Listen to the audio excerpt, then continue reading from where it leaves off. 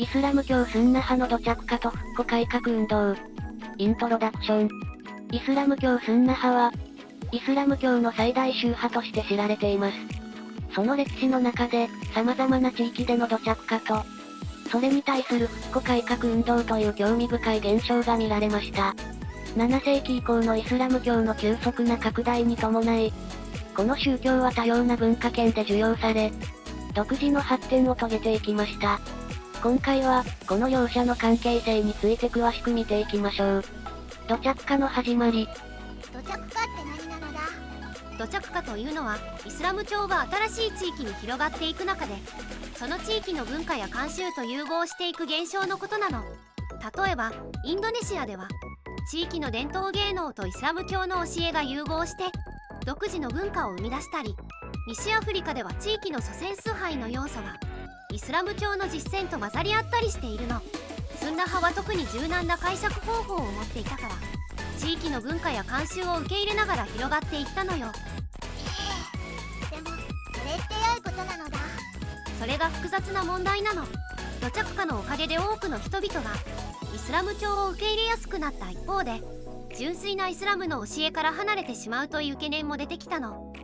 例えば、一部の地域では聖者崇拝が広まって、これがイスラム教の唯一神信仰の原則と矛盾するのではないかっていう議論も起きたのよ。復古改革運動の台頭。復古改革運動って何なのだ？復古改革運動はイスラム教の原点に立ち返ろうという動きなの。18世紀以降、特にワッハーブ派の影響で活発化したの。特にクルアーンとハディースに基づいた純粋な信仰実践を大切にしていて、土着化による変化を修正しようとする運動なの。彼らは特に聖者崇拝や墓参りの慣行を厳しく批判したのよ。なるほど。でも、それって対立しちゃうんじゃないのだ？その通りね。時として両者の間で緊張関係が生まれることもあったわ。特に19世紀から20世紀にかけて、多くの地域で伝統的なイスラム教実践者と改革主義者の間で激しい論争が起きたの。でも、この対立を通じてイスラム教の本質とは何か、どのように今の社会に適応していくべきかという重要な議論も行われてきたのよ。現代における影響。今でもその影響は残ってるのだ。そうね。今のイスラム教社会でも伝統的な解釈と地域文化との調和をどう図るかは重要な課題になっているの。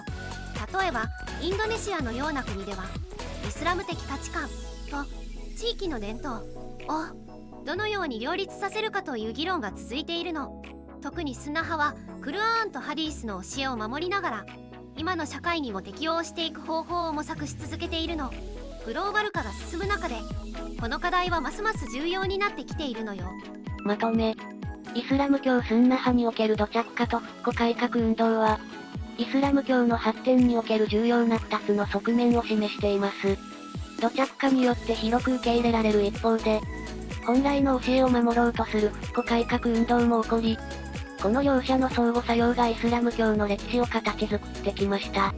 現代では、グローバル化や近代化の中で、いかにイスラム教の本質を保ちながら、現代社会に適応していくかという新たな課題に直面しています。これらの現象は、宗教が社会に根付いていく過程で、必然的に直面する課題を示唆していると言えるでしょう。